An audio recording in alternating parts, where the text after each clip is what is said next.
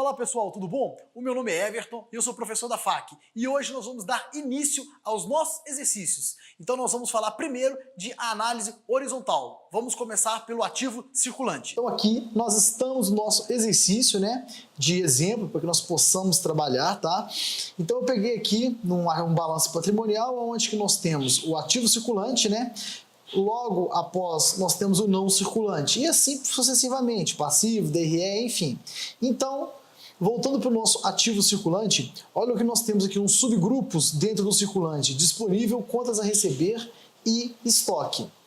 No disponível, nós temos caixa e bancos, aplicações de liquidez imediata. Olha só, dentro do disponível nós temos esses valores para o ano de X1, X2 e X3. E o que nós vamos poder analisar referente a estes conteúdos? Olha, a princípio eu tinha no caixa em torno de 44 mil e a aplicação de liquidez em torno de 15 mil. No ano seguinte, a aplicação de liquidez imediata foi para 153 mil e do caixa bancos foi para 43 mil. Então a gente vê que do caixa bancos de 44 para 43 não teve uma variação muito grande, mas aplicações de liquidez imediata teve sim essa variação tão grande assim, Então o que nós podemos falar referente a isso? Olha só, nós pegamos uma análise horizontal. Esse 3,55, ele significa o quê? É esta variação do ano de X1 para o ano de X2. Lembrando que foi uma variação negativa, por quê? Porque diminuiu de 44 mil para 43 mil. Mas em quanto que foi essa redução? Essa redução foi de 3,55%. E se eu analisar ao longo dos 3 anos, que a gente chama de análise encadeada, igual consta aqui, o que nós temos? Nós temos que de 44 para 45 mil teve uma variação de 1,28%. Então, esse 1,28% foi a variação do primeiro ano para o terceiro ano. E se eu avaliar do segundo ano para o terceiro ano, o que eu tenho? Eu tenho em torno de 5,101%. Agora, já nas aplicações de liquidez imediata, nós vamos encontrar números discrepantes, O que seria esse número discrepante? Olha, de 15 mil para 153 mil. Quando eu analiso essa variação, eu tenho 922% de variação de um ano para o outro. E de X2 para X3, ela teve uma redução de 153, foi para 115. Então eu tenho uma redução de 24,61%. E analisando encadeadamente, ou seja, de um ano X1 para o X3, eu tenho em torno de 670%, A somatória do grupo consta aqui embaixo. Então, o que acontece com essa somatória? Eu tenho a mesma situação. Eu tenho de um ano para o outro aumentou 228% e que do X2 para o X3 reduziu 18,09%. Então, nós temos que, de análise encadeada do ano 1 para o ano 3, eu tenho um aumento de 169%. O que pode ter ocorrido com esse aumento de 169%? A gente analisa dos 3 anos. Olha, a gente percebe que o grande indício aqui, o grande fator que teve esse aumento, foi do ano de X2 e o ano de X3, que eles se mantiveram em um nível elevado. Então, devido a isso que teve esse aumento. Agora, o que pode ter acontecido com uma empresa que deixou a sua aplicação de liquidez imediata tão alta? Olha, fecha o balanço no final do ano. Então, quando eu analiso esse fechamento no final do ano, eu deixo uma quantia grande aqui, principalmente, a gente chama de disponível aqui, O que seria esse aumento? Olha, eu posso ter feito algumas vendas no final do ano e não ter condição de tempo hábil para poder aplicar esse recurso. Eu posso estar guardando esses recursos para serem consumidos no primeiro mês. É uma garantia, uma necessidade que a empresa tem. Então eu posso ter vários fatores que pode justificar esse valor estar aqui em aplicações de liquidez imediata. A gente pode analisar que ele mantém um padrão de caixa bancos, olha, em torno de 44, 45 mil. Então, esse é o padrão que ele adotou. Mas a aplicação de liquidez imediata que teve esse aumento. Quando a gente vai para contas a receber, o que nós identificamos aqui? Duplicatas a receber. Nossa duplicatas a receber também, ela teve um aumento expressivo. Eu posso considerar o quê? Que as minhas vendas, elas não aumentaram. Não foi questão de venda aumentar. e sim o recebimento dessas vendas que aumentou ou que ela foi caracterizada, classificada como de longo prazo, como para receber depois, vendas a prazo, tá? Então, olha só, eu tenho uma análise encadeada aqui que foi de 98% ao longo dos 3 anos. Mas também, ao longo desses 3 anos, olha a provisão para devedores duvidosos, eu tenho o quê? Um crescimento de 1.677% em cima das provisões para devedores duvidosos. Mas o que seriam essas provisões para devedores duvidosos? Seria aquele provisionamento que eu faço aqui referente às minhas vendas, que elas não estão boas, que eu posso ser que eu não receba elas de forma adequada ou conforme esperado. Então eu faço esse provisionamento para que eu possa estar mostrando para o usuário da informação contábil que aquelas vendas eu posso deixar de receber aquilo, que eu fiz esse provisionamento. Então a gente identifica o quê? As vendas encadeadamente, as duplicadas a receber encadeadamente, elas cresceram 98%. Agora já as provisões para devedores duvidosos cresceu 1.667%. Isso eu posso inferir que o quê? Que parte dessas vendas estão podres, são ruins, não são boas, porque eu tenho um provisionamento muito alto para poder receber essas vendas de provisão, tá? Aí depois eu tenho impostos a recuperar, empréstimos de coligadas, adiantamento a terceiros, depósitos instituíveis, entre outros valores, tá?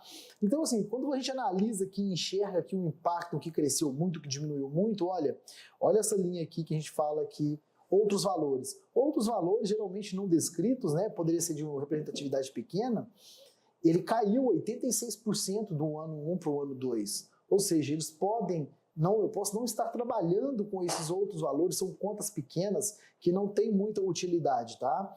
Que não são muito usuais na operação da empresa.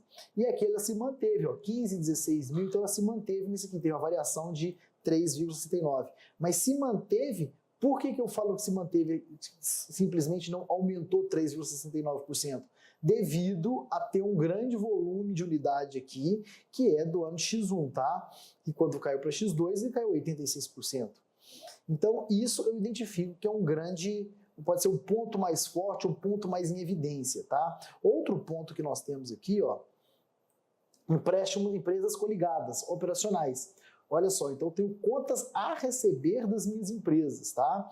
Então, olha só, era 1.002, foi para 8. Encadeadamente, foi 629% que aumentou esses empréstimos. Do ano de X1 para o X2, ele dobrou, 124, teve um aumento de 1.000 para 2.500, né? Então, assim, teve quase que um dobro de variação aqui. E nesse caso aqui, que teve do ano X2 para X3, variação de 244%. E no total de X1 para X8 para X3, eu tenho uma variação de 629, né? Então, tudo bem. Nós identificamos alguns pontos, tem outros pontos aqui também que apresentam uma variação, que subiu, depois caiu, tá?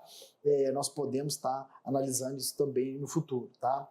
A parte agora dos estoques, né? Então eu tenho produtos acabados, que são aqueles produtos destinados à venda, eu tenho produtos em processo, são aqueles produtos que estão em elaboração, estão sendo fabricados ainda, tenho matéria-prima e tenho adiantamento a fornecedor, tá?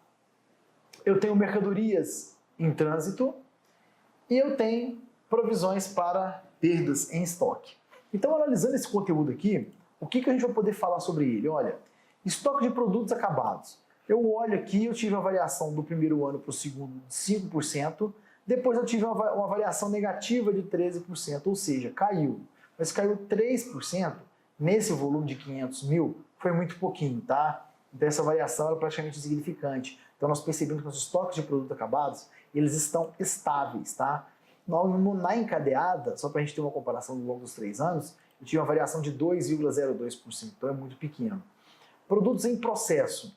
Olha, eu reduzi 16%, depois eu aumentei em torno de 11%. Então, nesse período aqui, do primeiro para o segundo ano, olha, eu tive uma redução de 16%, depois a empresa parece que consegue recuperar isso aí e manter em 11%. Nem sempre o estoque em produtos em processo, ele pode ser bom. Apesar de a gente fechar um período contábil, que no caso aqui de 1 ano, para começar no outro, pode ser que tenha essa condição de ter esse estoque de produtos em processamento, tá? Que não estão acabados. Depende do parâmetro da empresa, se ela aceita ou não isso, tá? A gente não tem como julgar. E eu falo que ó, caiu em torno de 6% ao longo dos 3 anos, da análise encadeada que nós fizemos aqui. Matérias-primas, olha, reduziu 25% do primeiro para o segundo ano, depois reduziu 17% do segundo para o terceiro ano.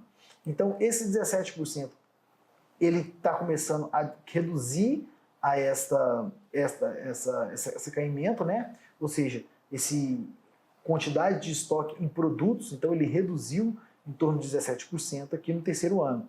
Mas quando eu olho na visão encadeada, que é ao longo dos 3 anos, eu tenho o quê? 38,18%. O que são esses 38,18%? É o quê? É essa variação dos 320 para os 198. Então, olha, eu passo de 38% menos de matéria-prima no meu estoque, quando eu olho a relação de um ano para o ano 1 para o ano 3. Então, menos 38%. A empresa pode estar tendenciando a trabalhar com estoques mínimos, pode ser um produto que ela parou de fabricar, enfim, eu posso ter diversos outros itens que vão interferir nessa política de estoque, tá? A gente pode pegar aqui mercadorias em trânsito que estão sendo entregues ainda, que não... Então, caiu, olha pra você ver, que foi um valor expressivo, caiu em torno de 58% lá, ó, do ano 1 para o ano 2, e depois do 2 para o 3, caiu em torno de 36%. Então, ao longo dos 3 anos, caiu 73%. Então, eu posso falar que, olha, mercadorias em trânsito não está tendo tanta quantidade. Mas lembra que a gente fechou o período contábil em dezembro, né? Igual eu falo, 31 do 12. Então, do 31 do 12 para o dia 1º, pode ter essa quantidade de mercadorias ainda, tá? E provisões para perdas de estoque. Olha só, isso aqui realmente é um fator que chama atenção. Por quê? É alguma coisa que eu estou perdendo no meu estoque, que eu estou deixando de ter no meu estoque. Então, quando eu olho por esse lado, olha, eu tenho 11.650, tá, de perdas, estimativa, que é provisionamento, né? Que para o ano 2 foi para 39 mil. Então, o que eu tenho aqui? Eu tenho um crescimento de 237 mil nas minhas perdas. Então, cresceu 237, cresceu bastante, tá? Se a gente pegar alguns índices aqui, ó, nenhum deles, pelo contrário, olha, a questão de produtos acabados foi 5% só. Então, quando cresce 5% de produtos acabados, quando eu chego em provisão para estoque, olha, cresce 237%, cresce muito mais do que os meus níveis de estoque. E depois de 39 para 37, cai um pouquinho, cai em torno de 5%, tá? Então, houve uma variação de 5% aqui, reduzindo as perdas. Pode ser uma boa administração, pode ser um fator de risco a menos da empresa, né? Mas ao longo dos 3 anos, tem um crescimento de 219%, olha lá, provisão de perda de estoque.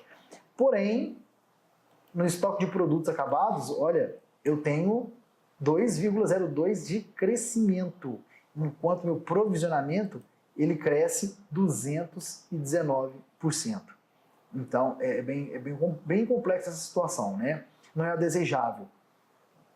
Olha só, então aqui eu tenho o quê? O total desse grupo de estoque, eu tenho 1.237, foi para 1.03 e 903. Então, nos 3 anos, foi caindo. Então, do primeiro para o segundo, caiu 18%, do segundo para o terceiro, 8%. E no total, a quantidade de estoque, de produtos em estoque dentro da empresa, caiu ao longo dos 3 anos, conforme a análise encadeada, em torno de 26%, tá? Isso é o que caiu. E o total do circulante, olha só, eu tinha 2.800.000, foi para 3.500. Então, teve um crescimento de 23%, né? E quando eu chego do ano 2 para o ano 3, eu tenho o quê? 54% de declínio, ou seja, caiu muito pouquinho a minha política de estoque total, tá? Inclusive dos produtos acabados, em elaboração e em processos, né? Inclusive matéria-prima. E ao longo dos 3 anos, olha, eu tive um crescimento de 22,58%. Então ela cresceu esse estoque. Então no segundo ano para o terceiro caiu um pouquinho, mas ao longo dos 3 anos ele se estabilizou em mais ou menos 22%, tá? Que é o quê? Que é a colocação do primeiro para o terceiro ano, tá? Essa colocação do primeiro para o terceiro, a gente ignorou o que aconteceu no meio, né? A gente fala que não foi uma queda de 0,54%, então nós estimamos o valor do total do circulante em 22,58%, ok?